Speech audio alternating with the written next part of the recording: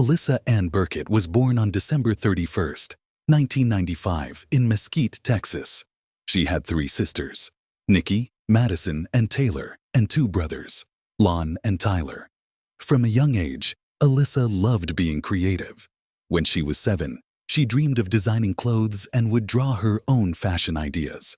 Her grandpa Russell Forey, who was a songwriter, encouraged her passion and hoped she would carry on his artistic legacy. But at 13, Alyssa decided she wanted to pursue a career in law because she enjoyed debating and felt a strong calling to it. Her grandpa supported her choice, advising her to work hard and study diligently on her new path. After graduating from Roy City High School, Alyssa enrolled in a local college. At 18, she discovered she was expecting a child with her boyfriend Andrew Bird, who was 9 years her senior. This unplanned pregnancy caught Alyssa off guard and compelled her to reassess her life plans. Alyssa parted ways with Andrew, deciding to raise her daughter on her own. She dropped out of college and dedicated herself entirely to motherhood.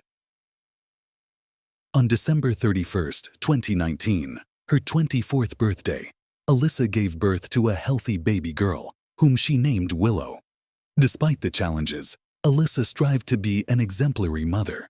Her relatives noted that she wanted to provide her daughter with a stable and loving family, a privilege she was deprived of in her own childhood due to her parents' divorce. On her social media platforms, Alyssa appeared vivacious and open. She shared family photos, thoughts, and interests. Those close to her described her as straightforward, energetic, with a heart of gold and a radiant smile. Alyssa worked tirelessly to provide for her daughter. She was an assistant at a real estate firm and an employee at a management company. At the time of her demise, she was working at Greentree, a residential real estate company. She was stubborn, determined, sometimes selfish, but you couldn't stay mad at her for long. She had eternal beauty and charm, reminisced her grandfather Russell. He and the entire family were devastated when Alyssa's life tragically ended at the age of 24. Alyssa Burkett met Andrew Bird in her teenage years. He was 9 years her senior and appeared as a mysterious bad boy. Despite the protests of her relatives, Alyssa began to court him. The relationship was unstable and complex. Bird did not work and relied on Alyssa for support, yet he was possessive, causing scenes and monitoring every move of the young woman. Friends advised her to break up with him multiple times, but she always returned. In January 2019, 23-year-old Alyssa discovered she was pregnant with Bird's child. She decided to keep the baby, although she doubted Andrew as a future father. Eventually, she left him, choosing to raise her daughter on her own. On December 31, 2019, Alyssa gave birth to a girl named Willow. With the help of her family, especially her grandparents, she tried to provide her daughter with a peaceful childhood and kept Bird away, deeming him unreliable. However, Bird was unwilling to back down. He initiated a fierce legal battle for custody of Willow, declaring he would achieve his goal at any cost, stating that nothing would stop him. Alyssa feared retaliation from his side. In April 2020, just 4 months after Willow's birth, a new woman entered Andrew's life, 22-year-old Holly Elkins. Elkins quickly moved in with Bird and began making plans for their life together and raising his daughter. The appearance of the young stepmother only intensified the conflict. Elkins saw Alyssa as a rival and actively sought to eliminate her from Bird's life. She positioned herself as the perfect mother for Willow. Alyssa felt a growing threat from her ex-boyfriend and his fiancée. Friends advised her to be cautious and wary of the worst. Little did she know that her life would soon be cut short by their hands. Shortly after Andrew Bird and Holly Elkins started their relationship, they launched a full-scale campaign to persecute Alyssa Burkett. Their aim was to completely destroy her reputation and strip her of parental rights to gain full custody of Bird's daughter Willow. In her messages, Elkins openly expressed her obsession with removing Alyssa as a mother. She wrote to Bird that Alyssa controls him, puts him first, and that he must show his submission to his ex and deal with this mess. Elkins insulted Alyssa, calling her a liar, stupid, and a bad mom. She instigated Spurred, claiming that Alyssa stood in the way of their happy family life with Willow and urged him to take radical actions. One instance of slander was not enough for Elkins. Together with Spurred, they installed a GPS tracker on Alyssa's car, monitoring her every move. Elkins then anonymously called 911, falsely reporting Alyssa for allegedly driving erratically, trying to discredit her to the police. Another time, Elkins went to the police and falsely accused Alyssa's mother of attacking her. To corroborate her story, she even deliberately scratched her own chest. The couple hired a private detective to find dirt on Alyssa and her new partner. Although the investigator found nothing incriminating, Spurred and Elkins persisted. In September 2020, they themselves planted drugs and unregistered weapons in Alyssa's car and anonymously informed the police that Alyssa was allegedly dealing drugs from her trunk. During questioning, Alyssa fearfully insisted she had no involvement with drugs. She immediately suspected Spurred's involvement, trying to tarnish her in the eyes of child services and the police. Unfortunately, she couldn't prove it. The persecution took on an increasingly menacing tone. A week before the murder, Elkins wrote to Spurred, "I hope you can handle this." She demanded that he go or die for her, clearly hinting at the impending crime. Unbeknownst to herself, Alyssa was in mortal danger. She had only a few days left to live. Following direct instructions from his fiancée, Holly Elkins, Andrew Spurred began the direct preparation for the murder of Alyssa Burkett. They acted deliberately and methodically, planning every detail of the crime. On September 10, 2020, just 3 weeks before the tragedy, Elkins accompanied Spurred to a sporting goods store. There, he purchased a black raincoat in cash, which he would later use in the attack. Elkins clearly assisted him in selecting suitable attire for the crime. On September 14th, they visited a pharmacy where Elkins bought dark foundation and other cosmetics for makeup. Evidently, she planned to disguise Spurred to hinder his identification by witnesses. Later, the police would find this makeup in Spurred's car, along with wipes containing traces of makeup.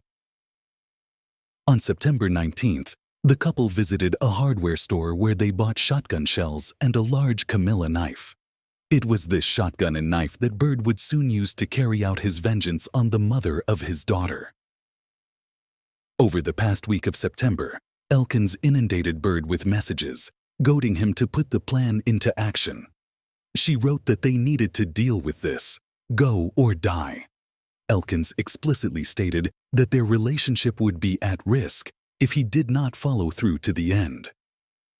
Receiving a clear signal, Spurred got down to business. The search history on his phone shows that he began looking for information on how to remove gunpowder residue from his hands after a shot. He clearly did not want to leave any traces. 6 days before the attack, Spurred bought a used black Ford Expedition advertised online. He planned to use it for surveillance on Alyssa and as transportation to the crime scene. The seller later identified Spurred as the buyer. A day before the attack, Spurred attached a homemade silencer to his .22 caliber pistol. Although he ultimately did not use it in the attack, the mere fact of making the silencer demonstrates the purposefulness of his actions. Finally, on the morning of October 2nd, Spurred disguised himself as an African American, donned a black raincoat, and headed to Alyssa's house in a parked SUV nearby. Thanks to Elkins's messages, he knew the victim's daily routine and could anticipate where to find her. The plan was set. Spurred and Elkins had considered all the details. They were prepared to ruthlessly execute the mother of 1.5-year-old Willow in broad daylight. There was no turning back. On the morning of October 2nd, 2020, nothing foreshadowed the tragedy. 24-year-old Alyssa Burkett, as usual, dropped off her 1.5-year-old daughter Willow at her grandmother's and headed to work at the Green Tree Homes Management Company in Carrollton. She parked her car in front of the office around 9 a.m. and was about to enter the building. At that moment, a black SUV sped towards her car at full speed. A man in a black cloak with a hood and a mask covering his face jumped out of it. In his hands, he held a short-barreled shotgun. Without giving Alyssa time to react, the attacker approached closely and shot her in the head through the side window. Alyssa slumped over the steering wheel, her face and hair drenched in blood. The killer rushed back to his car, intending to flee. However, at that moment, although fatally wounded, Alyssa managed to open the door and almost fall out of the car onto the asphalt. With some incredible force of will, she crawled towards the office door, trying to call for help. A bloody trail followed her. Noticing the movement, Bird swiftly turned around. He pulled out a large hunting knife from under his cloak and lunged towards Alyssa lying on the ground. Grabbing her by the hair, he viciously began stabbing her in the neck. In total, Bird inflicted no fewer than 13 stab wounds on Alyssa's chest and abdomen. Alyssa died on the spot. When her colleagues heard the screams and rushed out to the parking lot, they found Alyssa in a pool of blood with her throat slashed. They tried to perform CPR, but it was in vain. By that time, Bird had already fled in his black SUV, leaving the bloodied knife in the parking lot. Witnesses described the assailant as a tall, muscular man, dressed in all black with a mask or hood on his head, with many mistaking him for an African American. At the time of the attack, Holly Elkins claimed she was at home with Bird's daughter Willow, thus providing her with an alibi. However, she later told the police that Bird was allegedly with her all this time, which turned out to be a lie. The brutal daylight murder in a crowded place shocked the residents of Carillon. They were puzzled about the motives of the criminal. However, Alyssa's relatives and friends immediately suspected Ed Andrew Bird. They were aware of the protracted conflict between the former partners and feared the worst. Alyssa's mother, barely holding back tears, informed the police of her suspicions regarding Bird. She recounted his threats and obsession with her daughter, the prolonged legal battle for custody of her granddaughter. According to her, Bird had repeatedly stated that if Alyssa were alive, Willow would not be his. Thus began one of the most shocking and resonant trials in the history of Texas, a trial that made local residents rethink the seemingly familiar issue of domestic violence and stalking. The name of Alyssa Burkett will long be remembered as a symbol of maternal love and resilience in the face of cruelty. The investigation into Alyssa Burkett's murder began with questioning witnesses at the crime scene. Alyssa's colleagues detailed the appearance and actions of the assailant. Although he wore a mask, his tall stature and muscular build stood out, and some mistakenly took him for an African American. The testimonies of Alyssa's relatives about the prolonged conflict with her former partner, Andrew Bird, immediately made him the prime suspect. Friends and colleagues of Alyssa spoke of his obsession, constant surveillance, and threats. Alyssa's new boyfriend recalled that Bird mentioned their full home addresses, although they had not disclosed this information to him. Detectives began surveillance of Bird's house in Rowlett.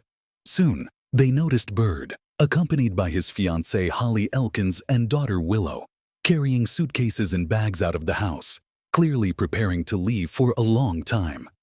When Bird got into the car, the police stopped him on the pretext of lacking a license plate. During the search of the car, men's boots cut into pieces and soaked in bleach were found.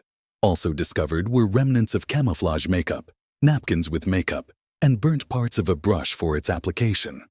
In Bird's house, detectives found even more evidence, primarily batteries for GPS trackers that the criminal attached to the cars of Alyssa and her boyfriend. There was also a homemade silencer for a pistol and a whole arsenal of weapons. But the main discovery was a written script that Bird used when calling the police to report drugs in Alyssa's car. The police seized 3 phones from Bird, including a disposable one. In the search history of one of them, there were inquiries on how to remove gunpowder residue from hands. He was clearly trying to cover his tracks. Meanwhile, on the outskirts of the city, an abandoned black Ford Expedition SUV was discovered. In the cabin, forensic experts found Alyssa's blood and fibers of a fake beard with Andrew's DNA. The car seller identified Bird as the buyer and remembered that he paid in cash and was in a hurry. Forensic examination revealed that the bullet that killed Alyssa was fired from the sawed-off shotgun found in the car. Bird's fingerprints were also found on the handle of a hunting knife. His handwriting was clearly identifiable in the GPS devices and in the calls with false accusations. It seemed that the prosecution had gathered comprehensive evidence of Andrew Bird's guilt. However, the prosecutors also aimed to hold his accomplice, Holly Elkins, accountable. Electronic correspondence between them came to the rescue, showing Elkins's role in planning and inciting the crime. The investigation lasted for several months. During this time, the prosecution meticulously assembled a mosaic of evidence, unequivocally incriminating the ruthless killers of Alyssa Burkett. The jurors were shocked by the cynicism and calculated nature of the criminals. They eagerly awaited the start of the trial to deliver a just verdict. The trial for the murder of Alyssa Burkett began in June 2022, almost 2 years after the tragedy. Sitting in the dock were 35-year-old Andrew Bird and his 23-year-old fiancée, Holly Elkins. They were charged with stalking, conspiracy, and first-degree murder. From the outset, the prosecutors made it clear that they intended to seek the maximum punishment for both defendants. In their opening statement, they painted a picture for the jurors of a massive conspiracy to take the life of the young mother. The correspondence between Bird and Elkins left no doubt about the meticulous planning of the crime. A key prosecution witness was Christopher Mayo, Alyssa's boyfriend at the time of her death. He told the jurors about months of harassment and persecution orchestrated by Bird and Elkins against them. According to him, Alyssa had mentioned multiple times that Bird seemed like someone capable of killing her. Mayo recounted the phone threats, constant surveillance, and attempts to discredit Alyssa in the eyes of social services and the police. He stated that Elkins was the puppet master directing Bird's actions. Her pathological jealousy and obsession with another's child ultimately led to the tragedy. Colleagues and friends of Alyssa shared the grief of the slain mother. Alyssa had confided in them, expressing fear of her unstable ex and feeling constantly watched. A few days before her death, she told a friend, "If something happens to me, know that Andrew did it." Forensic experts presented the jurors with a rich arsenal of physical evidence, unequivocally linking Bird to the crime scene. In addition to DNA and fingerprints on the murder weapons, there were traces of gunpowder and disguise fragments in his house and car. However, the nail in the coffin of the trial was the electronic correspondence between Bird and Elkins, eloquently demonstrating their joint plans. Phrases like, "I hope you can handle this," "Do it or die for me," and "This B*** must disappear," littered their messages in the days leading up to the murder. Bird's defense attempted to argue for the lack of premeditation in his actions, claiming he only intended to scare his ex, but in a fit of rage, miscalculated his force. The defense emphasized the emotional distress and stress from the prolonged legal battle. However, the correspondence and meticulous preparation for the crime completely refuted these speculations. Particularly telling were Bird's internet searches on removing gunpowder traces. Such actions do not align with those of someone who accidentally turned to violence. Elkins outright denied her involvement, citing an alibi. However, even here, her position was woven with white lies. Messages where she urged her partner to deal with the rival literally put a nail in the coffin of her innocence, at least in incitement. In the end, Bird admitted guilt on the main points. Apparently, he decided to mitigate his fate, avoiding a life sentence. He detailed, albeit quite impassively, the circumstances of the murder, his preparation, and motives. His key motive was an obsession with Willow, his daughter. Elkins stood her ground to the end. Even after the guilty verdict, she continued to proclaim her innocence and the injustice of the sentence. However, this did not help her escape a harsh punishment. In May 2023, the judge pronounced the verdict. Andrew Bird received 43 years in prison, effectively a life sentence. Holly Elkins was sentenced to 20 years for complicity. The courtroom erupted in applause. Justice, albeit delayed, prevailed. The killers of Alyssa Burkett received their due. The loved ones of Alyssa, with tears in their eyes, expressed gratitude to the prosecutors and jurors. Nothing will bring back our girl, but we are thankful that the guilty have been punished and no one else will suffer at their hands, said Alyssa's mother to the journalists. This tragedy will serve as a bitter lesson for all victims of domestic violence. For a long time, the untimely and cruel death of Alyssa Burkett shook the residents of Texas and the entire country. A young mother, beloved daughter, and sister, she was killed in the most despicable and inhumane manner by the hands of her former partner and the father of her child. Her story became a tragic symbol of the epidemic of domestic violence, claiming thousands of lives annually. Despite the just verdict for the killers, Alyssa's family does not hide their loss is irreplaceable. She was a ray of light in our lives, recalls her mother Teresa, determined, with a huge loving heart. She lived for her daughter and dreamed of giving her the best. Most painful was the fact that Alyssa sensed the danger and repeatedly reported it to her loved ones and the police. Alas, no one took her words seriously until it was too late. Perhaps more decisive intervention could have prevented the tragedy. She told me, "Mom, he will kill me, I know. But what could I do?" The police shrugged, saying until he does something, we are powerless. Alice's Aunt Shell shares in tears. Particular concern arises for Alyssa's daughter, 2-year-old Willow. She lost her mother at such a tender age and will surely not fully grasp the extent of her loss for a long time. Custody of the girl was granted to her maternal grandparents. They vowed to do everything to ensure Willow grows up in love and never forgets her mother. Every day, I show her photos of Alyssa, tell her how wonderful she was. Willow is still young, but she already reaches for the pictures, caressing them with her finger. Despite everything, we will continue to live on for her, says Alyssa's grandmother Teresa. Alyssa's story raises uncomfortable yet critically important questions. Why do signals of domestic violence victims often go unnoticed? How can we improve the protection and response system to complaints? What prevents us all from being more vigilant about the problems of friends and family? Experts urge early recognition of warning signs of abusive relationships, pathological jealousy, control, isolation from friends and family, and outbursts of aggression. Victims need to know they are not alone and can seek help at any time by contacting hotlines or crisis centers. The most important thing is not to remain silent, not to tolerate, not to consider it normal. Violence is never acceptable, and it rarely stops on its own. Alyssa was strong, but even the strong sometimes need help, emphasizes psychologist Anna Buers, leading a support group for abuse survivors. Alyssa's death should not be in vain. Her case once again shows how important it is to take threats and signs of violence seriously, especially when the well-being of children is at stake. No family drama is worth a lost life. The name of Alyssa Burkett will forever remain in the memory of her loved ones and fellow citizens. Her photos and posts on social media continue to gather likes, comments, and words of support, even years after the tragedy.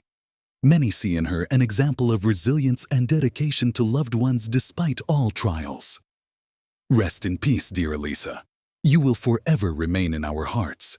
We will continue your work and love Willow as you loved her. Justice has prevailed, and now you can rest peacefully, wrote her grandfather Russell on the first anniversary of her death. Perhaps someday in the future, Willow will be able to read these words and learn what an amazing woman her mother was.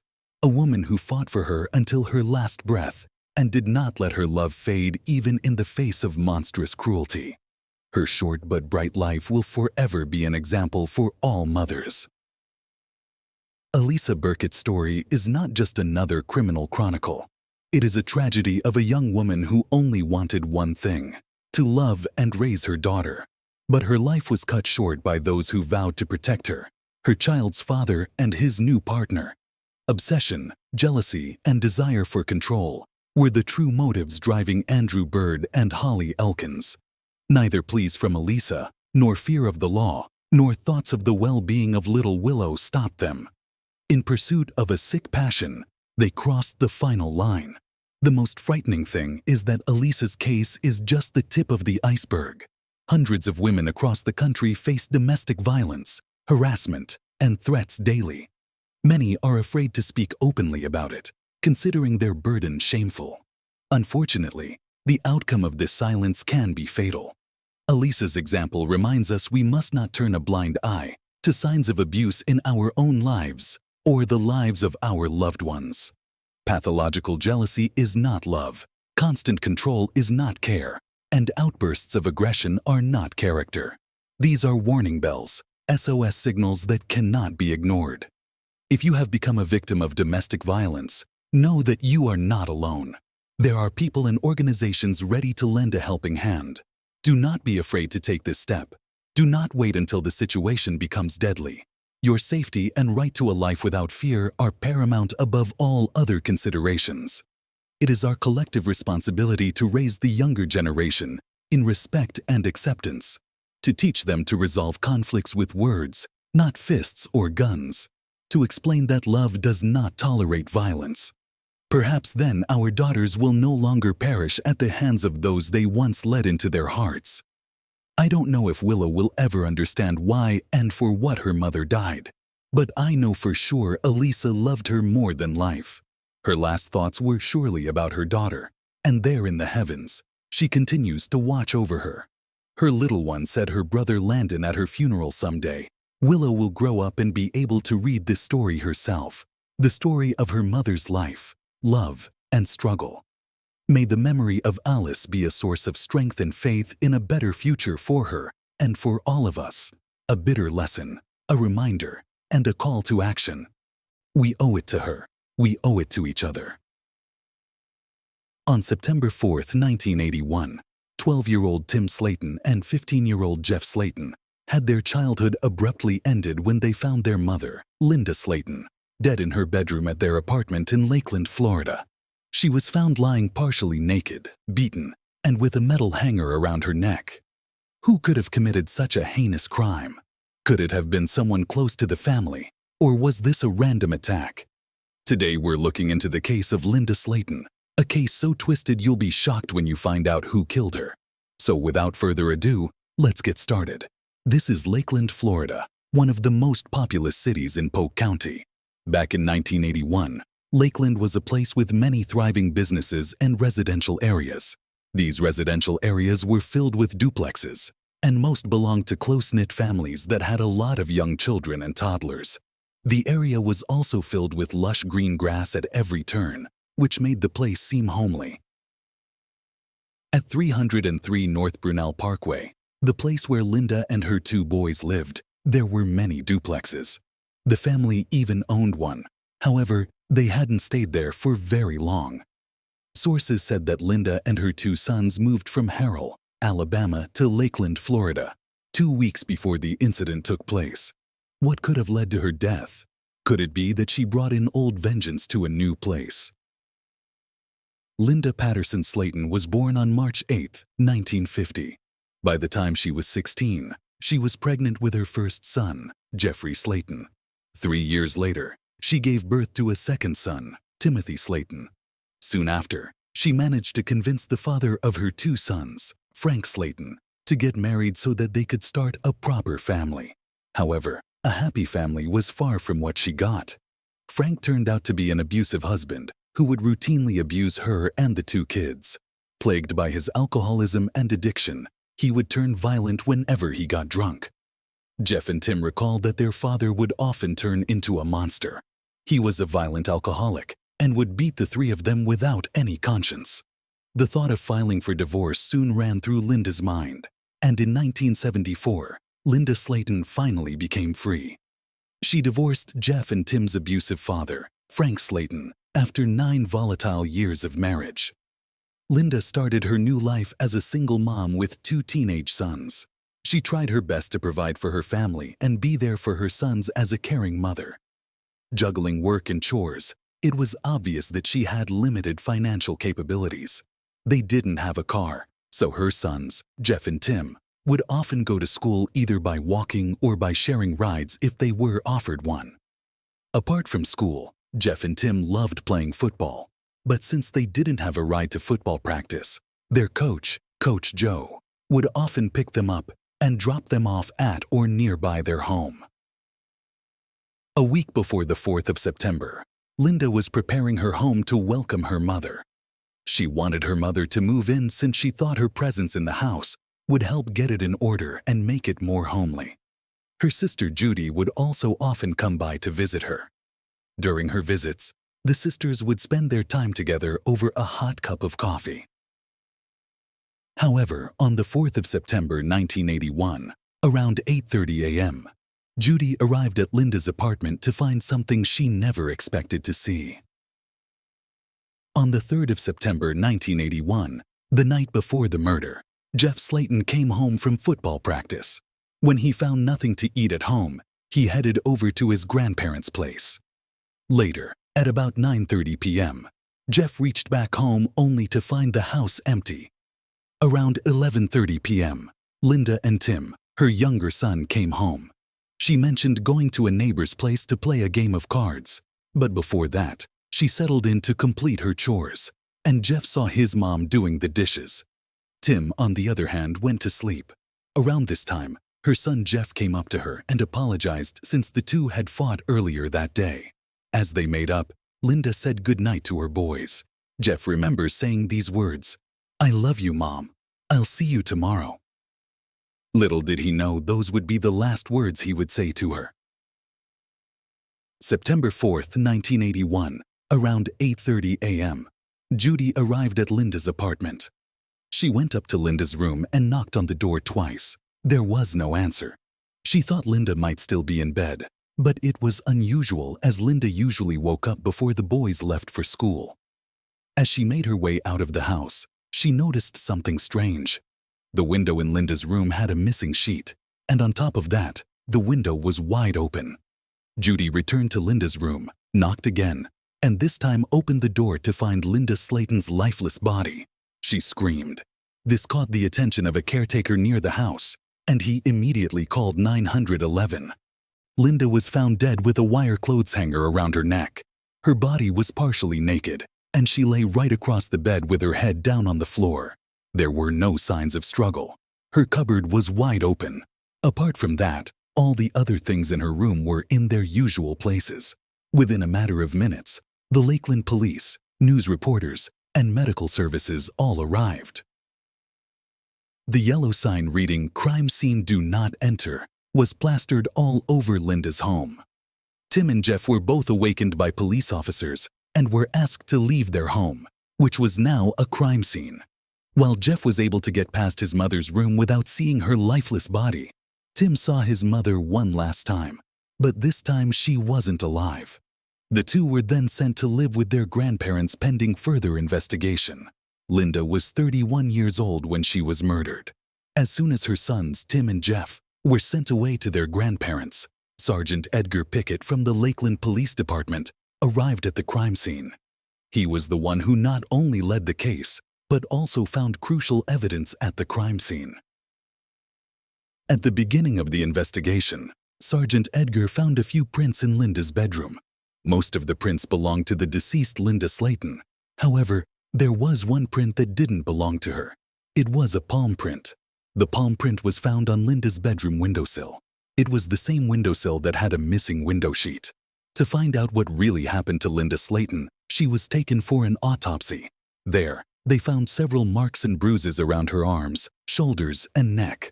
Also, when her body was found, she was partially naked, which may have been evidence of sexual assault. After running the autopsy, it was determined that she had been brutally beaten at first, then sexually assaulted, and then strangled to death with a metal clothes hanger from her own cupboard. Of the evidence found, the palm print was the most crucial as it could identify the culprit on the spot with a match. But forensic DNA analysis didn't exist back then. In order to determine who might have been responsible, the police were forced to overlay her entire family tree. The first suspect was Frank Slayton, Linda's ex-husband. Back in 1975, at the time she divorced Frank, Linda stated that he had an aggressive nature. He was abusive and did not take care of his family. It was no doubt that he would be deemed a person of interest in this case. He was taken in for questioning.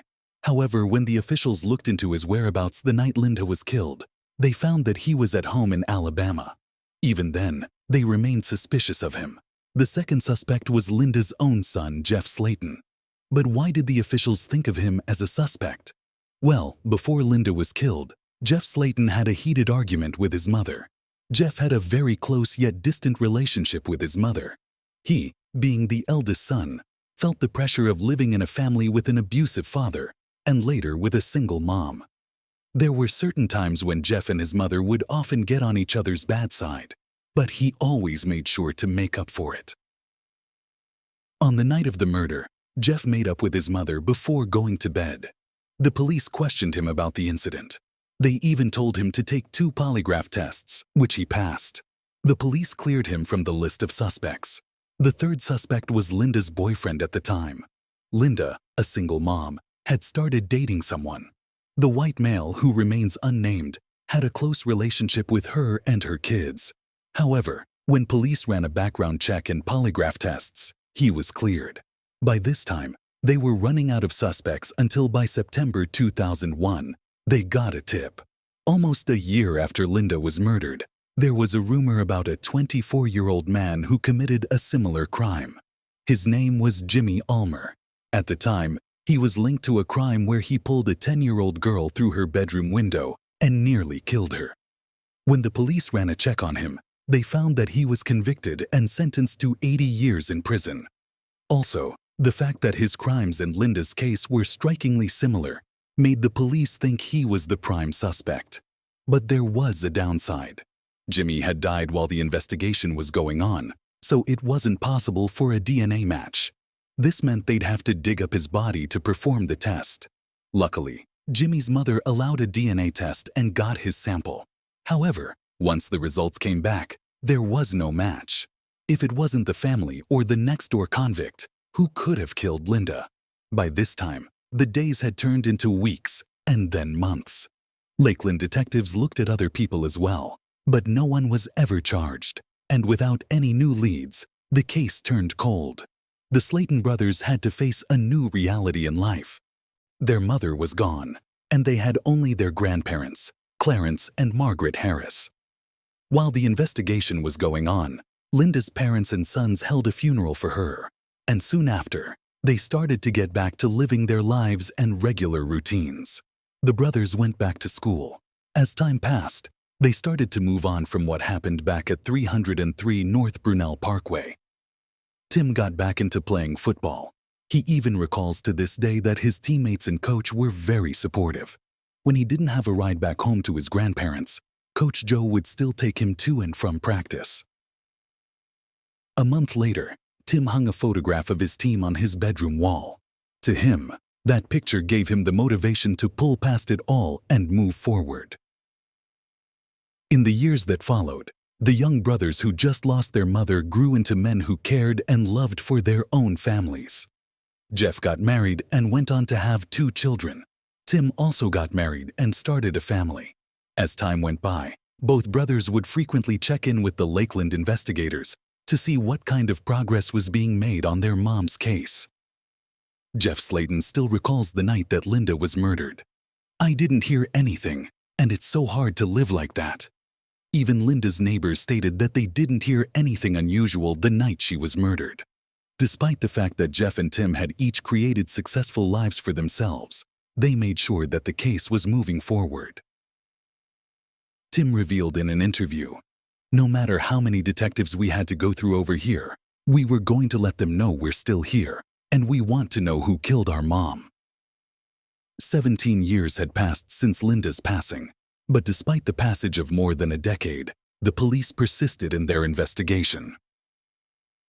By 1998, Sergeant Edgar Pickett had left his position, and the Slayton case was assigned to a new investigation team. Detective Brad Grace was assigned to this case. While going through the pieces of evidence, he found an unidentified DNA sample from the Slayton case that had been collected back in 1981. He sent this to the state's major crime lab at the Florida Department of Law Enforcement, also known as the FDLE. By 1999, the crime lab at the FDLE was able to break down and develop a full DNA profile of Linda Slayton's unknown killer. After receiving the DNA profile, he then ran through the list of suspects once again. This time, he was determined to get DNA samples from each one. The year was 2001, and Detective Grace thought that the DNA profile match would definitely reveal the murderer. He made certain to speak with the Slayton brothers first. Soon, he managed to arrange a meeting with them. When the brothers arrived, Detective Grace collected their DNA samples and sent them for further testing. When the results came back, there was no match. Soon after, Jeff's name was completely cleared from the case. Frank Slayton was the next subject of investigation. At this point, Frank had given up drinking over the years after Linda's passing. He appeared to have lost some of the aggressive and abusive tendencies. Tim and Jeff were also able to meet their father during this time and mend some of the wounds from the past. Frank agreed to send his DNA for testing. The DNA, however, did not match the hypothetical unidentified DNA profile that the detective believed would point to the murderer. Detective Grace submitted the unidentified DNA profile from the Slayton case to the FBI's National DNA Database in 2005, where it was continually cross-referenced with newly submitted DNA samples. He eliminated dozens of suspects through the course of his investigation using DNA evidence. However, he retired in 2015 after spending 17 years on the Slayton case. After Detective Grace, the Slayton case was assigned to new detectives, Tommy Hodgcock and Russell Hurley.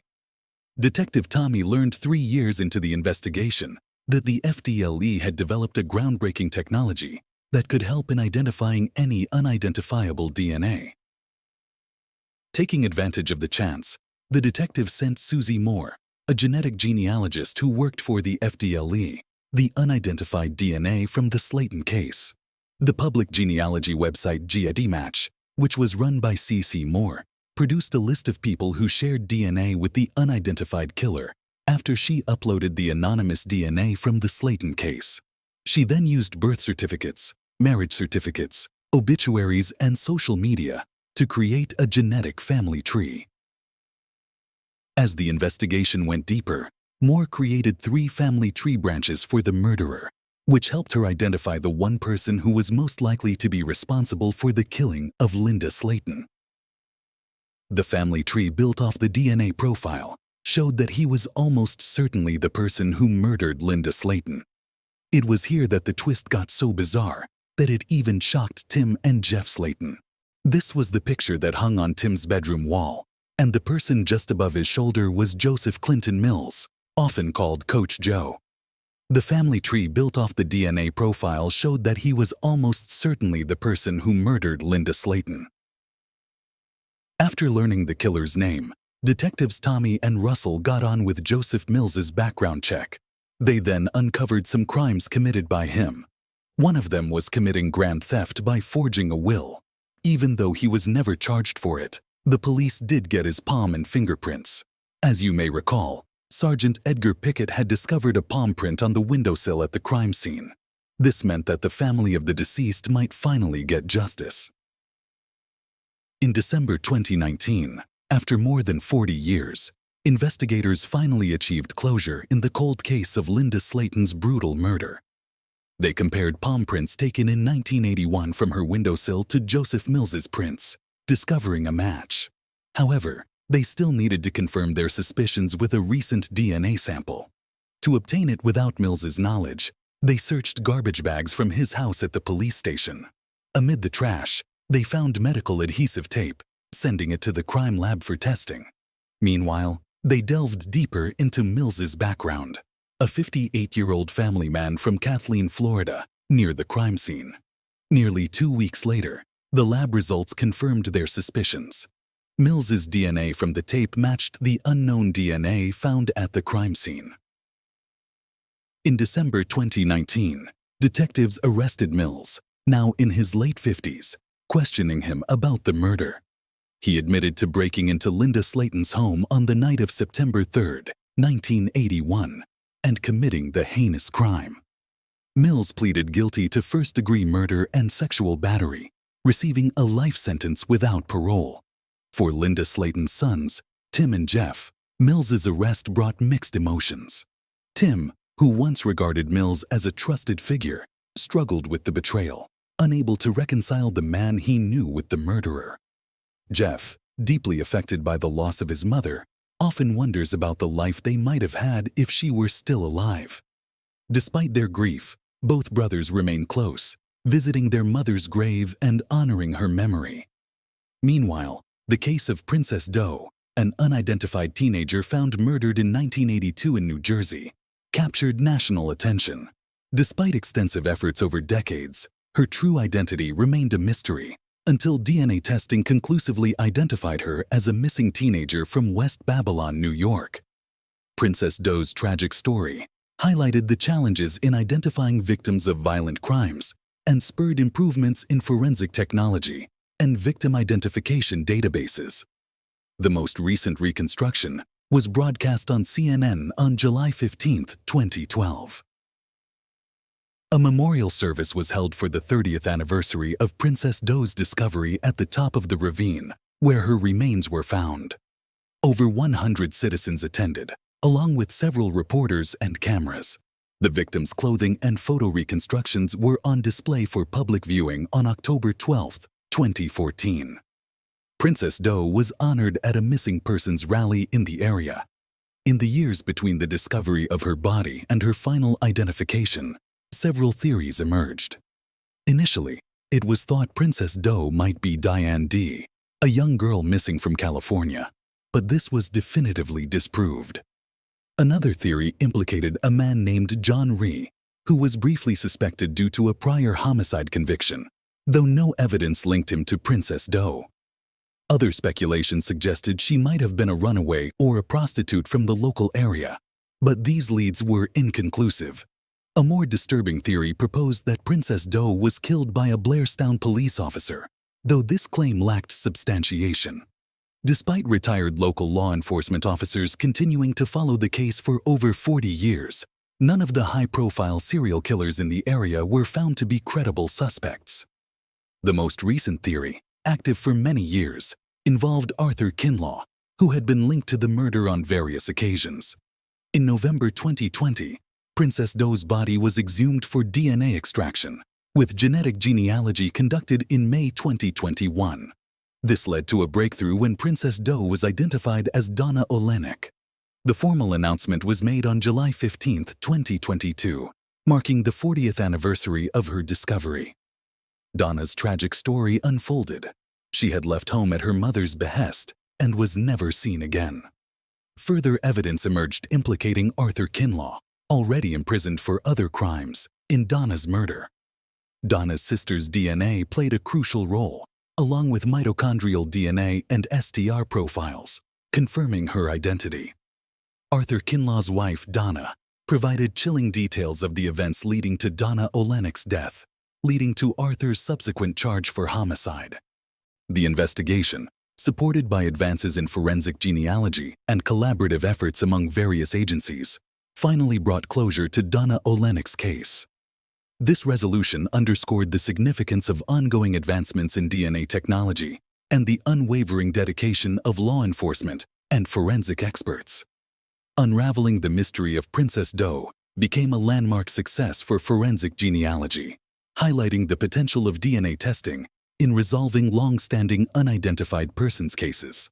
The breakthrough came from Astria Forensics, who managed to extract exceptionally preserved DNA from Princess Doe's remains, despite decades having passed since her tragic death. This DNA provided crucial information that allowed investigators to reconstruct her genome and develop a complete genetic profile. Jennifer Moore, CEO of Innovative Forensic Investigations, IFI, emphasized the collaborative effort that made the identification possible. Moore's team employed innovative genetic genealogy techniques to trace Princess Doe's family tree, ultimately leading to the discovery of her true identity as Donna Olenek. This revelation was made possible by the concerted efforts of law enforcement, forensic scientists, and volunteer organizations dedicated to solving cold cases. The identification of Donna Olenek, announced on the anniversary of her discovery, marked a poignant moment for her family and the community of Blairstown, where she was found. The case demonstrated the enduring commitment of authorities to seek justice for victims and closure for their loved ones, even decades after the crime. As Princess Doe's story finally came to light, it served as a reminder of the transformative power of forensic science in bringing resolution to the families of missing persons.